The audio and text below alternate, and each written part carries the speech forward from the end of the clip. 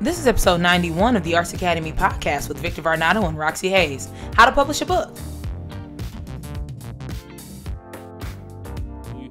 Have you published a book on Amazon before?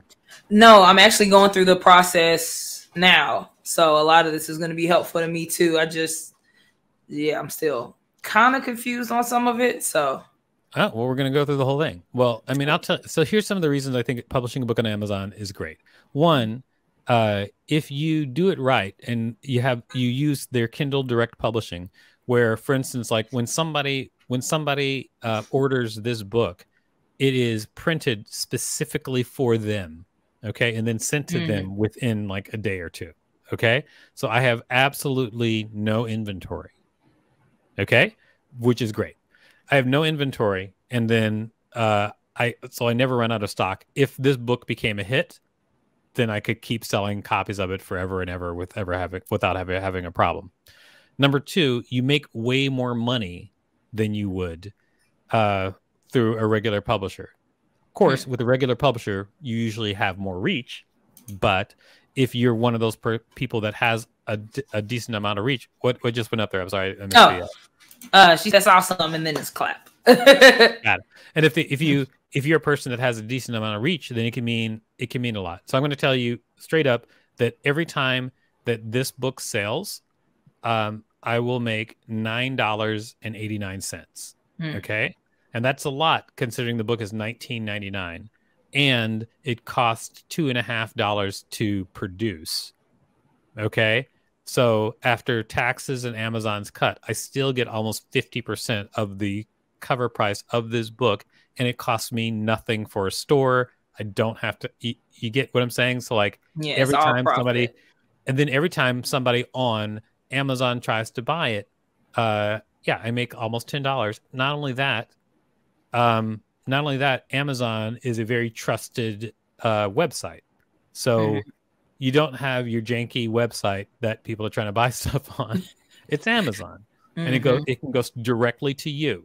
Okay, so that's what I think the positive things are about that. And the reason I'm taking advantage of this as a creative, there's a huge opportunity for creative people right now because everyone has figured out how to use the internet to sell straight up garbage. Okay. People can sell anything on the internet.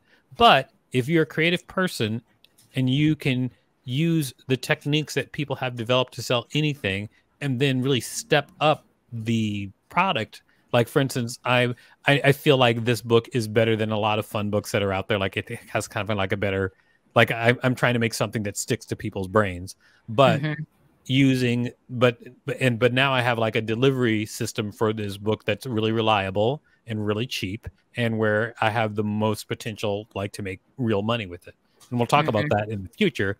But yeah, that's a huge opportunity because it's not just books. It's all kinds of ways that creative people can put things out there that they can use these systems that people have put in place to sell things on the internet or market things on the internet. Think about like drop shipping. If you've heard the term drop shipping, think about drop shipping, but something that's really good, that's your work. Yeah. All right. So, before you use the next part, I do have a question. I don't know if you're going to answer this or not. Do you know how much the percentage usually is for publishers? I know it varies, but do you know like the range?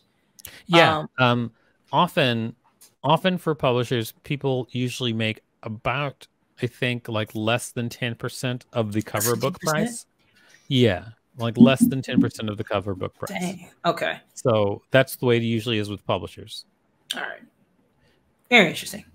Yeah, but however, they do have that whole network that they're trying to do. Way bigger reach. You make less than 10% sometimes of the cover price.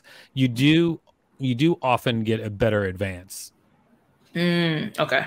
Depending on who you are, because not everybody gets a great advance. They're like, shut up, we don't know you. They pick and choose. All right. Okay, so setting up an Amazon account to do direct publishing is actually really easy. You can use your current Amazon login on just go to Amazon Kindle KDP, or just Google Amazon Kindle KDP and just go right to that site. It really just walks you through the process of how to how to start your account. I'm going to tell you the very short version of how to publish a book, because I think that when people look at direct publishing, what they're going to see is like, there's all these buttons, all these places to go. What am I supposed to do? But the really short version of this is you make a PDF of your cover of your book, and then you make a PDF of your entire book, and you upload them, and that's really it. That's most of it. Most of it is you make a PDF of the cover of your book, you make a PDF of the inside of your book, and you upload that.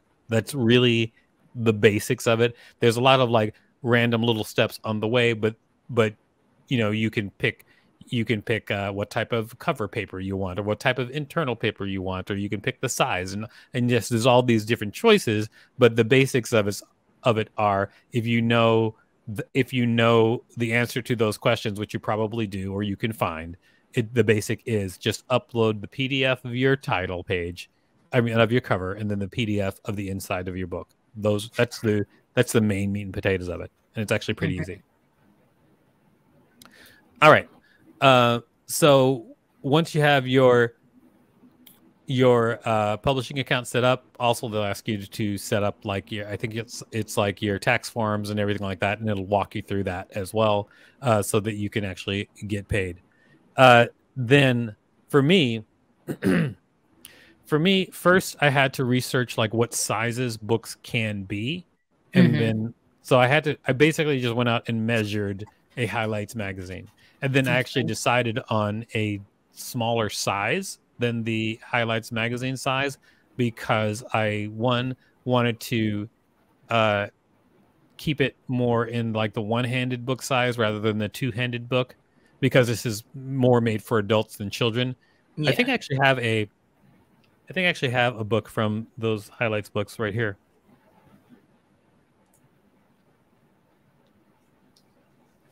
So always be researching. Yeah. Okay. So this is my book next to the Highlights magazine book. If you can see it, you can see that it's just like about an inch bigger on the top and an inch about an inch on the top and an inch on the side. It's bigger than mine by far. But that is because like this book is actually meant for children. That's why it's so big, the Highlights magazine thing. And then when I know I'm aiming for a different crowd, like I kind of kept it around that size. I wasn't 100% sure about whether or not to use Amazon publishing. Because Amazon publishing, they serve such a mass market. I was suspicious of the quality of the book, because I don't want people getting like a crappy quality book. And so first I went to a publisher that does the same thing, but they do it for more money, and they do it at a higher level. It's a company called excuse me. Hello. I don't know what happened. That was a frog. It's a company called Lulu. And they do basically the same thing, but just like on a higher level than Amazon. Okay. But with them, for every book that is ordered through them, I would make $4.11 rather than almost $10. Yes. So, but I did compare them both, and I can actually show them to you side by side, and we can just talk about it really quick. Once again, always research. That's a lot of stuff that we don't realize like goes into stuff. So just research. Yes, I would definitely say research. So I ordered a test copy of both of them, and I ordered a test copy of both of them to compare. Okay. Does it cost to do the test copy? Yeah, right. Yes, it does. It costs. It does cost to do the test copy. I think you can pay the production cost for the book.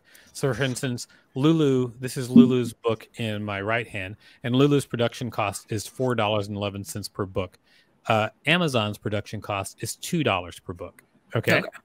About $2.50. And then the differences between the books are Lulu's colors are a little bit deeper, but not to a degree where I'm like, it's worth half, me making half the same amount. Lulu's cut is better. So Lulu has like when they cut, they put like a coating of wax on the edge of the books. And then the Amazon book is just dry cut paper. Okay. But also not like a deal breaker. Lulu's is just straight up nicer though. And then Lulu can print on the spine, with a book that doesn't have, with a book this size.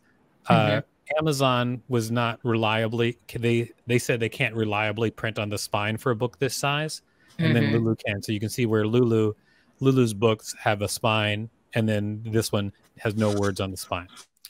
Gotcha. But other than that, they're identical. But what I was checking for was the book going to be high quality coming from Amazon? The answer is yes. The book from Amazon is high quality. So I could feel comfortable selling with this Amazon book. The only reason they can't print on the spine is because Amazon is not comfortable printing on a spine of a book that is less than 75 pages long. This is 61 pages long. But if you do not have printing on your spine, something that I just learned from my wife, because she's published books before, if you do not have printing on your spine, you can't be in physical bookstores. Oh, really? I did not know that. Because you know how they're displayed, how could anybody tell what your book is about? And so you need to have printing on the spine. Whereas I'm trying to sell the book online myself, but I'm also going to try to sell a bunch to bookstores. And those bookstores, they're going to get the version of the book, which costs a little bit more to make with the printing on the spine, though. Okay. And we do have a question. Is it spelled Lulu, Lulu? That is correct. It is spelled Lulu. Okay, cool. Check it out. All right. And so Lulu and Amazon, they both have error checking. And they have one you'll say, I'm going to do a book this size. When you figure out what size your book is, then they will give you templates for that book, and they'll say, okay, your book, if it's this size, this is how big your paper is, this is where your margin should be. They'll tell you all that. You have to write it all down because it's all really important, because if you don't follow those instructions, when you upload your PDF in the end, when it checks for all of that stuff, it'll bounce it back to you and you'll have to do it again. How do I know? Because I did it a couple of times by not reading everything very clearly. So you do that instead of me. Read it very clearly. Then I'd go back and be like, oh, I shouldn't have done that. Or I should have done this. It says so right there. So yeah, just follow those instructions. Making the cover, I ended up having to make the cover myself. I didn't have time, nor did I trust somebody to do it instead of me. So making the cover is the same thing, where depending on the type of book that it is it going to be hardcover? Is it going to be paperback? They'll give you a template for a book of your size with your book's number of pages. And it does matter, because like the more pages your book has, the bigger the cover has to be. So you have to follow the template that they give you. Here's how I created my cover. I did it on Adobe Express, but you can do the same thing on any other software. Basically, I took their template and I just put their template on the full size of the project, and then I made the template like semi-transparent, and then I just did stuff over the template so I could just see exactly where everything was supposed to be, like where the barcode went and everything, so that I followed their template like to the T exactly.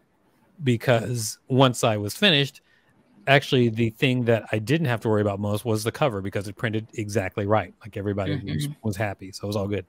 So just follow their templates, and then once you're done, you upload, and then they review your book, and then they decide whether or not it can be on their platform. And then once they make a decision, then it is done.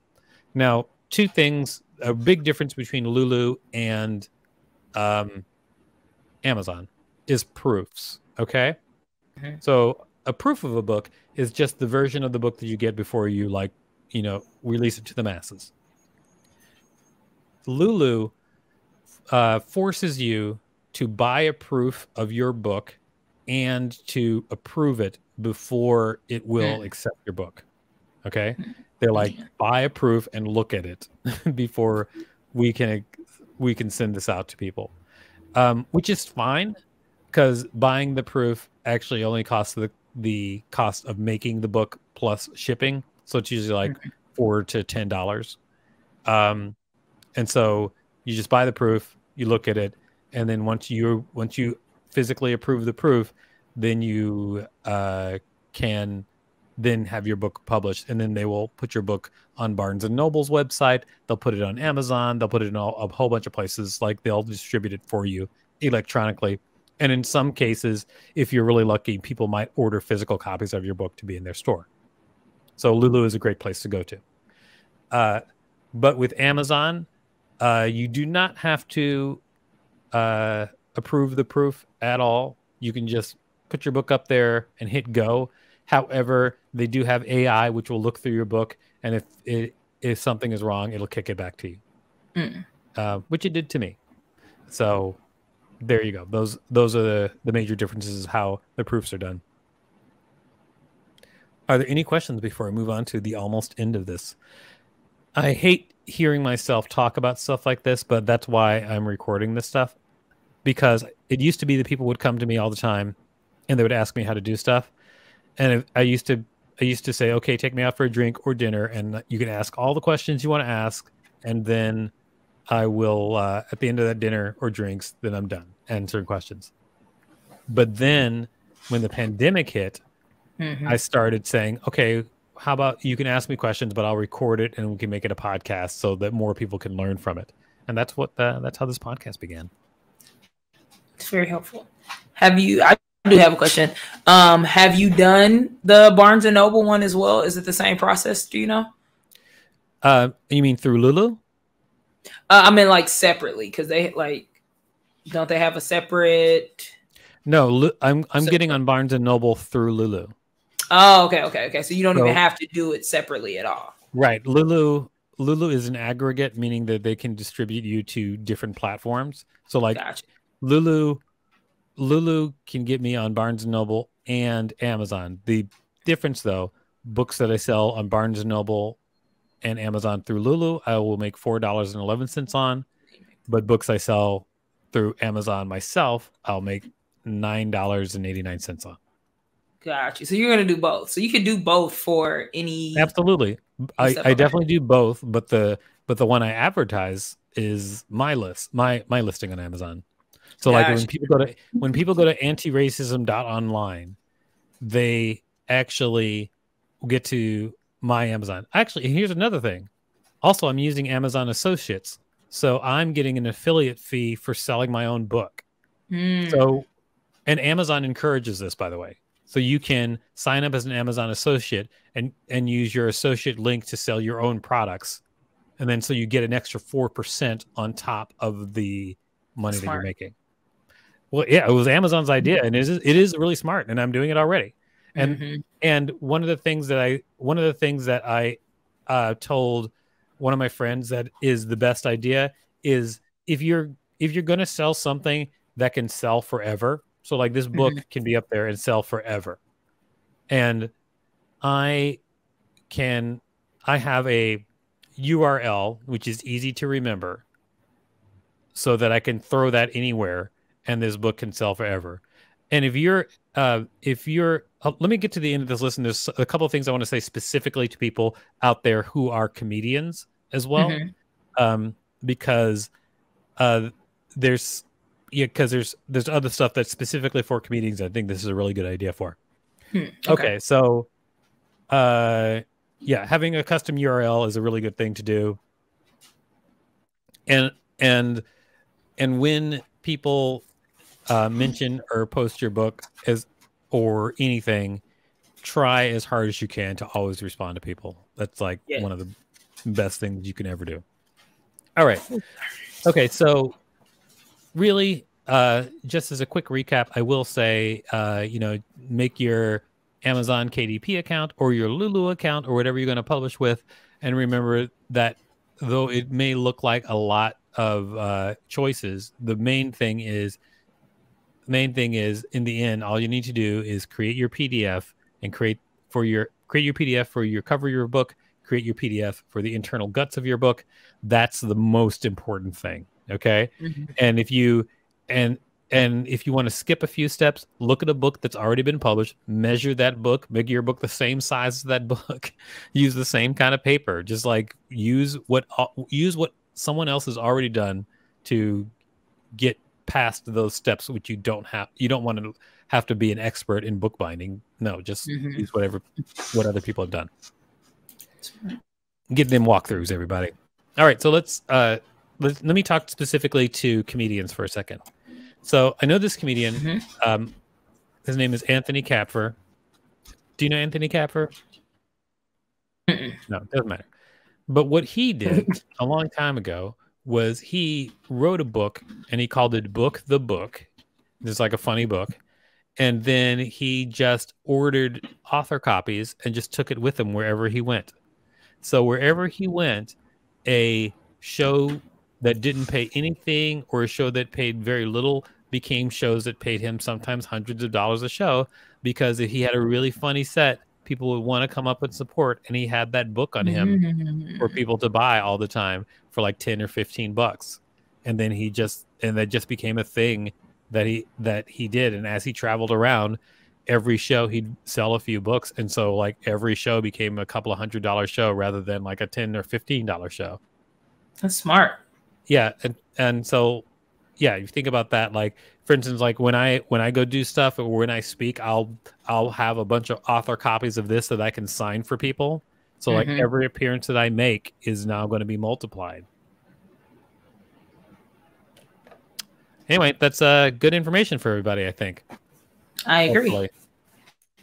Are there any questions that anybody have about now anything that we said or the future of the Arts Academy podcast? If you don't have any questions, that's absolutely fine. You don't have to have questions. I just hope that people have gotten some good information, and if you didn't get any good information, at least I got to feed my ego by talking for an hour. And isn't this what it's all about? Yeah, right. No, I got some good information if nobody else did. I'm sure somebody got something out of it. Yeah, I think Felicia was with it. Shout out to Felicia. Exactly. Perfect. So if you guys want to check us out, please check us out at Alt Arts Academy on all social media and artsacademypodcast.com. I am Dean Victor Varnado. And I'm Deputy Headmistress Roxxy Haze. And Felicia said, this was great. Thank you. No problemo. We will see you again. All right, let's end this podcast. Bye, everybody. We're Arts Academy.